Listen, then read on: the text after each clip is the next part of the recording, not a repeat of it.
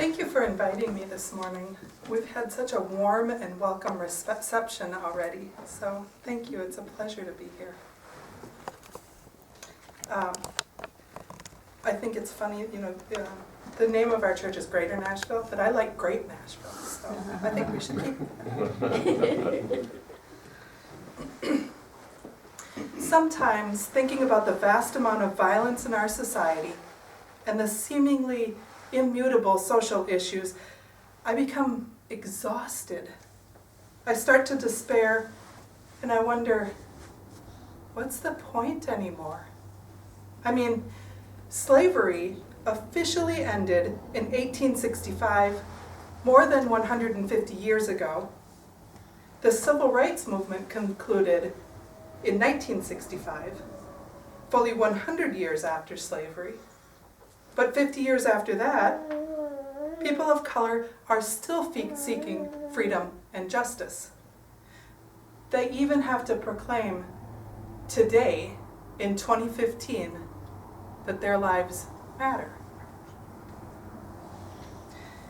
And now we have modern forms of slavery in human trafficking. People are held against their will and exploited for sex and labor. And then I think of the criminal justice system. Well, that's an utter failure, with a school-to-prison pipeline, and people who are once released from prison are denied employment and housing. Religious violence abounds, historically and presently, in a never-ending cycle of one group persecuting another. Christians versus pagans, Catholics versus Protestants, Shia versus Sunni, and so forth. There's threat of terrorism, domestic and international, mass killings, murder, suicide, and many other forms of violence. In our society, it seems that there always has to be somebody to hate. Hated for their skin color, religion, national origin, immigration, refugee status, sexual and gender orientation, social status, and any other number of things. In the mid-1800s, Irish immigrants to the U.S. were seen as a servant race and were met with hostility because of their poverty and willingness to work for low wages. And then it was the Italian immigrants and the Polish immigrants and so forth. And now it is the Mexican immigrants as well as Syrian refugees. The divisions are everywhere: social, political, economic. Even though the U.S. Civil War ended 150 years ago, there's still remnants of animosity between the North and the South. Where does it stop? And then I hear, we just need to stop the hate. Love everyone. Love changes everything. Hashtag love your neighbor. Seriously? That's the solution? Well, yes, actually. Not only are they nice ideals, but love put into practice can help to change the world. Applying love to an issue isn't like hand lotion, where you squeeze out some lotion and rub it into the cracks and everything's better. It's a slow and difficult process. Love, applied liberally, can help to change the world in subtle and powerful ways. Now, love is one of those words that's regularly misused. Oh, I love your shoes. I love pizza. We use this word quite often to describe how much we like objects, but are so much more hesitant to use the word love in relationships. We might tell our parents, our siblings, our children, our spouses that we love them. But how often do we tell our friends or our fellow congregants that we love them? For me, it wasn't until ministerial formation that I began telling my friends that I loved them and to let them know how much they mean to me. It's amazing how liberating that is, those few words. We are now freer. We can be more open with each other on matters that are important to each of us. We have stronger bonds and stronger connections to each other. And that's really what love is all about. Primarily, love is about relationship.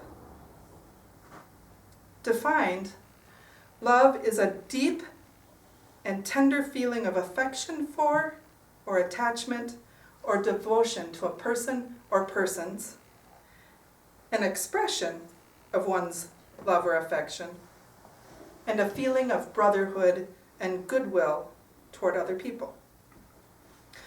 So approaching everything from love would encompass how we are in the world and how we act in the world. Both an attitude or perspective and practice or action.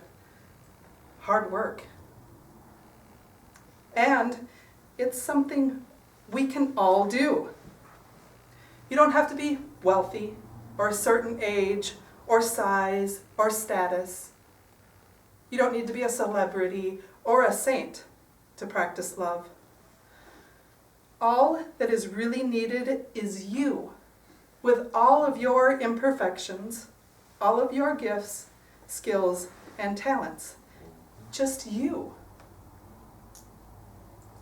You don't have to renounce your own life or become a religious leader or anything like that. Instead, just integrate love into your everyday life. There have been celebrity figures that seem to exemplify the spirit of love. I'm sure that you can think of many of them. The Reverend Dr. Martin Luther King, Mahatma Gandhi, Thich Nhat Hanh, the Buddha, the Dalai Lama, Jesus. Incidentally, did you know that the word love appears in the Bible 300 times, and in some translations as much as 500 times? Seems pretty important. And those figures that I mentioned are important transmitters of love, and, relatively speaking, there are very few people gifted as they are. And they cannot change the world alone. It takes all of us in our everyday, ordinary lives to make change. Each of us has started from a place of love at least occasionally in our lives. We show kindness to another by offering assistance in carrying something. We show compassion by listening to someone who's experiencing a difficult patch in their lives. We welcome new people into our churches. Imagine if everyone, every time, started from a place of love. There are so many ways that we can practice and show love. Today I want to bring 3 ideas into our conversation: kindness, compassion, and welcome. Kindness is probably the simplest way to practice love. Yet, kindness is extremely powerful and contagious. Certainly, kindness is not easy to always implement. Have you ever had to work with someone who just had a fight with their significant other? They're touchy and moody and argumentative. What happens to you? Sometimes you can practice kindness and recognize that they're going through something. Or you become in a bad mood yourself, become argumentative. Or on the drive home, become convinced that no one else knows how to drive. Negativity breeds negativity. I know you can each think of examples from your own life. Conversely, positivity breeds positivity. It is contagious. Let me show you.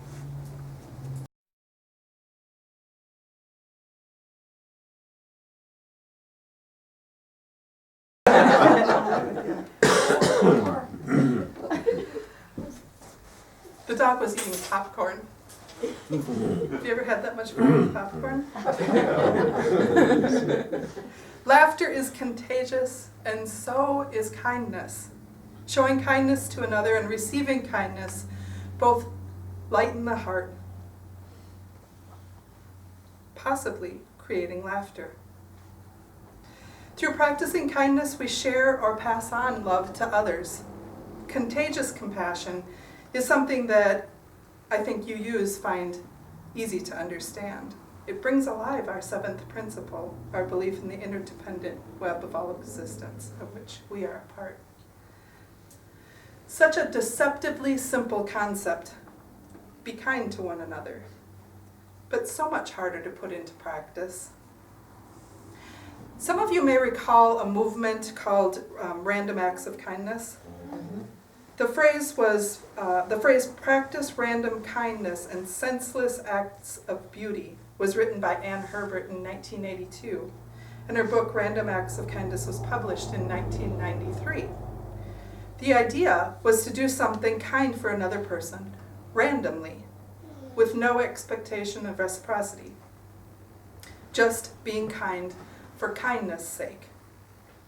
The recipient of the act of kindness would then commit an act themselves. For some time, this was a quite popular movement. Organizations were created around this simple concept. Annually, there's a week devoted to random acts of kindness. The next one is in February. And a website of that name provides details of that. Imagine if we all committed less random acts of kindness and more intentional kindness every day. Not the large, dramatic, costly acts, and not acts that interfere with another's freedom, choice, autonomy, or integrity, but the simple acts that bring us into connection and deeper relationship with others. There are so many ways we can do this. Being polite to people we interact with, even in the face of their rudeness. Offering a smile to someone who looks bewildered. Saying hello to people in your neighborhood. Looking into the face and acknowledging every person you interact with. The banker, the cashier, the server.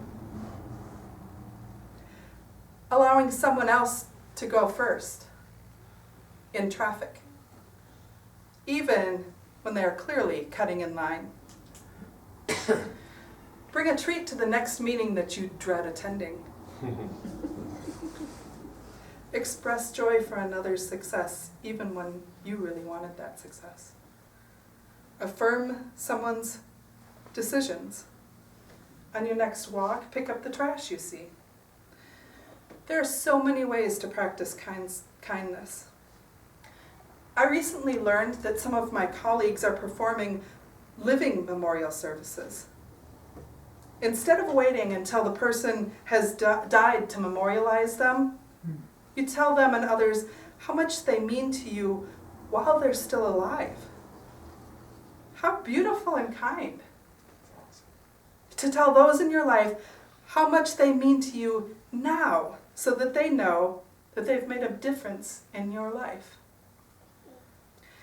Practicing kindness changes us, how we feel, and what we see in the world. It may also change the other person. Through a kindness, a bad day may become bearable, both for the giver and for the receiver. I know you have lots of your own ways that you show kindness every day. Consider other ways that you might incorporate being kind into your life. Kindness to yourself, your family and your friends, to strangers. Kindness is a way to practice love in the world through action. It is something that we do. Practicing love through compassion is really about how we are in the world and how we view people in the world. Kindness and compassion are closely related. They may even go hand in hand. Practicing compassion requires more investment of oneself into building relationships than simple acts of kindness. Showing compassion is being gentle with ourselves and with others, not being judgmental about the choices that we've made or the choices that others have made. Just like kindness, compassion sounds easy, but it's fairly hard to always put into practice. There have been many who have developed communication systems that build on compassion. For example, Imago Dialogue, which was developed by Drs. Harville Hendricks and Helen Hunt, focuses on empathy and connection. Another system you may have heard of focuses on connection is NVC, or Nonviolent Compassionate Communication, which was developed by Marshall Rosenberg.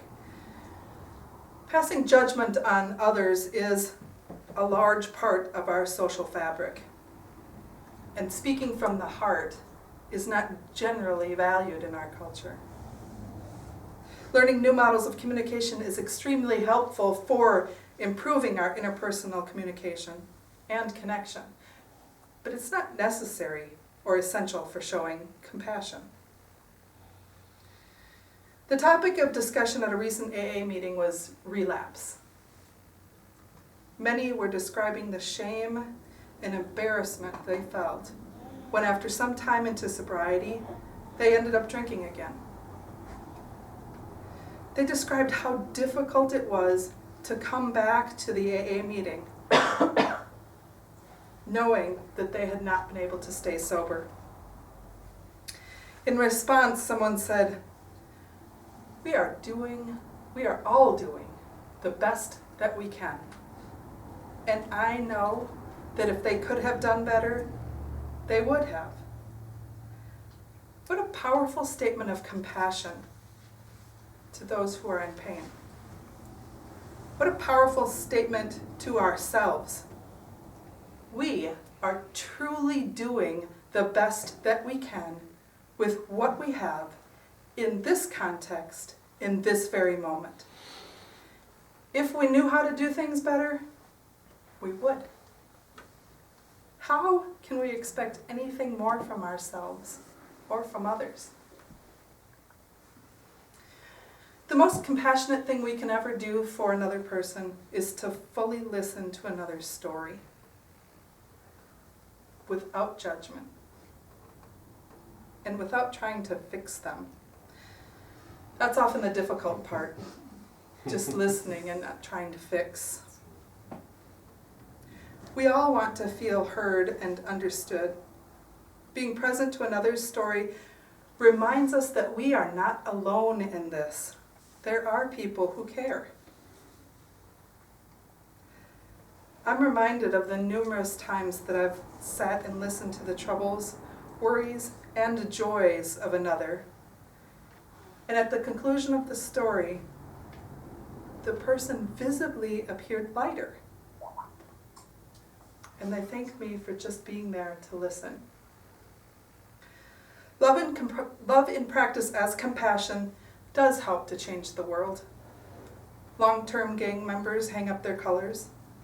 The tired parent of small children, those discouraged by lack of housing, those who were previously incarcerated and cannot find employment, find strength in connection to another to continue the struggle. Will it change the world? Not alone, but yes, I think it will help. The Reverend Meg Riley shared their experience fighting for marriage equality in Minneapolis.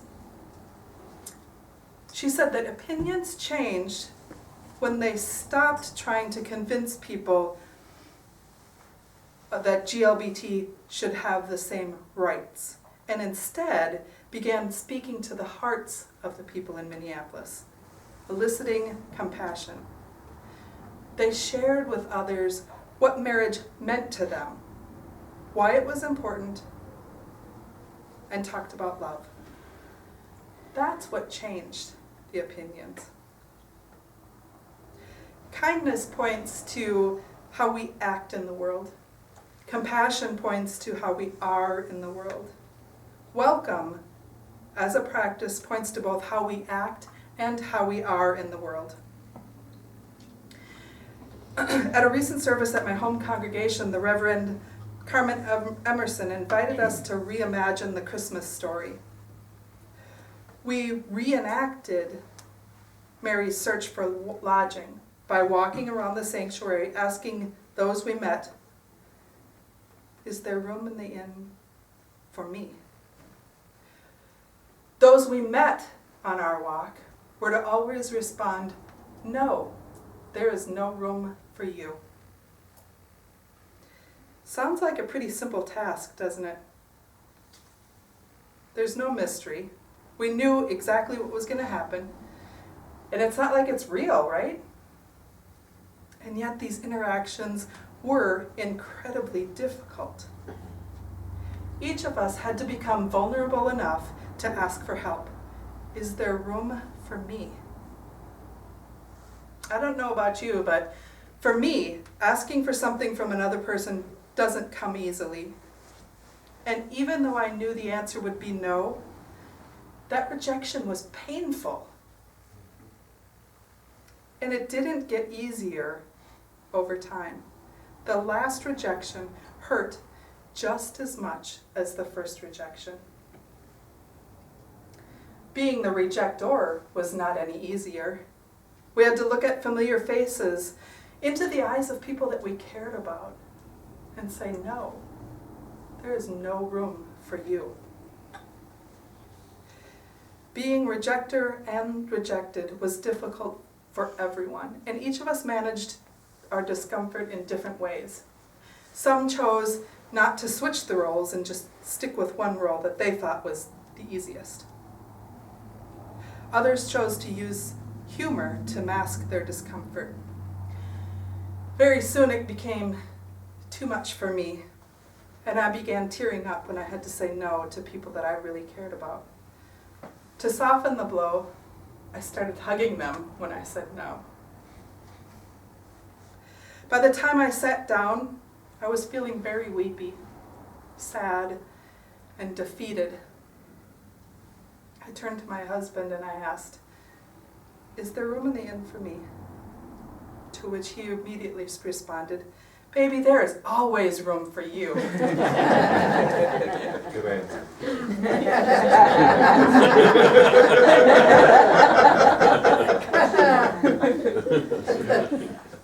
I felt restored as those simple words washed over my soul. There is always room for you. That is love in action. So many people never hear words or receive that radical welcome, but instead regularly hear, "There is no room for you."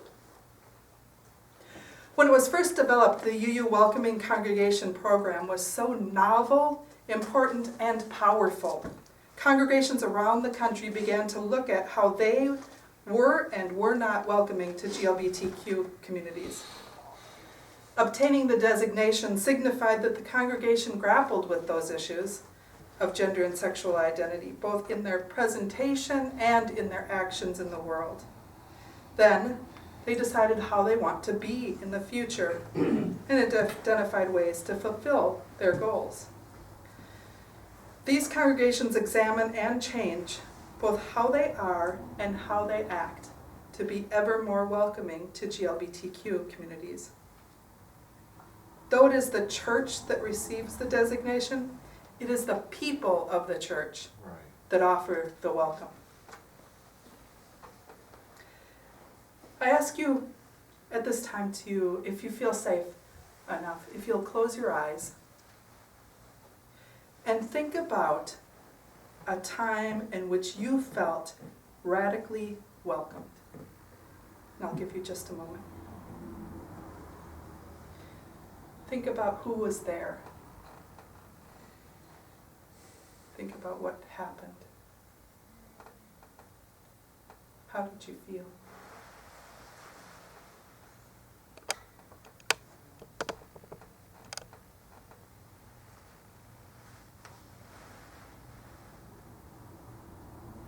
And if you will, if you'll turn to someone next to you and briefly share, you'll each have just a few seconds. If you'll briefly share your experience of really feeling welcomed with each other. It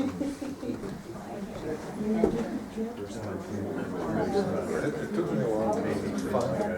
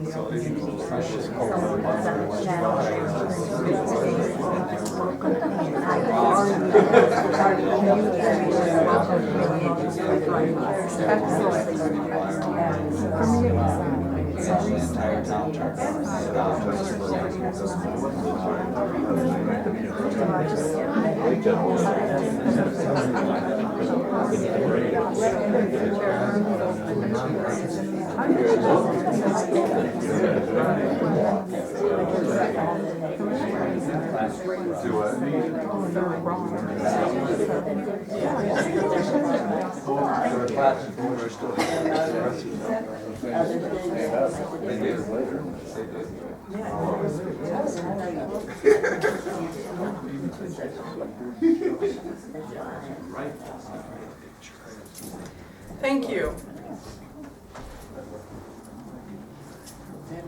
How was it for you to share these acts of love? What feelings came up for you as you described or heard a story of really being welcome? Does anybody want to share some of the feelings that came up for them? A weight off.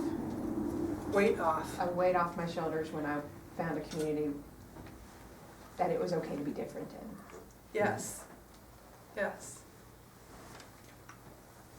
I had a very similar experience with that, but it was a group of such diverse people that welcomed me into an inner city church in LA, and it was like I came home.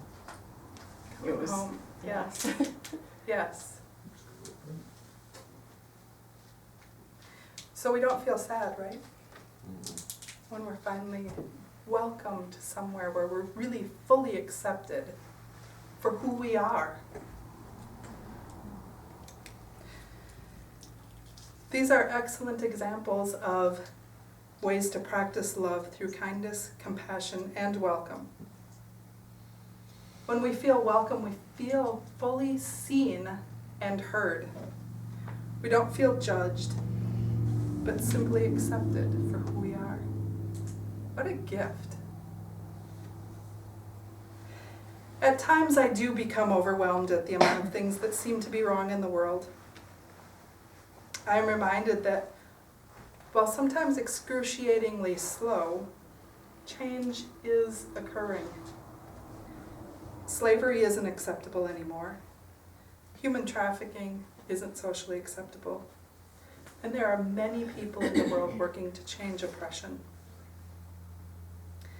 It may not seem like it, but the amount of violence in our society is actually declining. Steven Pinker, in his book, The Better Angels of Our Nature, Why Violence Has Declined, claims that we may be living in the most peaceable era in our species' existence. Things are indeed changing. Change is occurring by the liberal application of love through kindness, compassion, and welcome. There is reason for hope. As we enter the new year, I'd like to propose a resolution.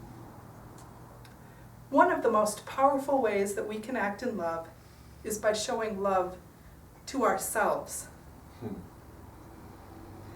But if you're like me, you continually expect more of yourself. For many of us, this has meant New Year's resolutions where we're going to whip ourselves into shape. We're going to join a gym and work out every day for 2 hours. We're going to lose weight. We're going to stop cursing. We're going to stop smoking. We're going to stop something.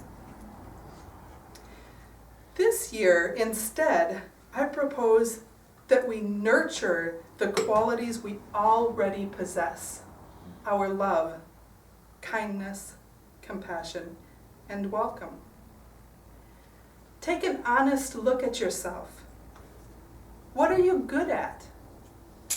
What are your gifts, your skills, your talents? I assure you that if you look closely, you will see that you are valuable and important. You have a great many gifts to offer.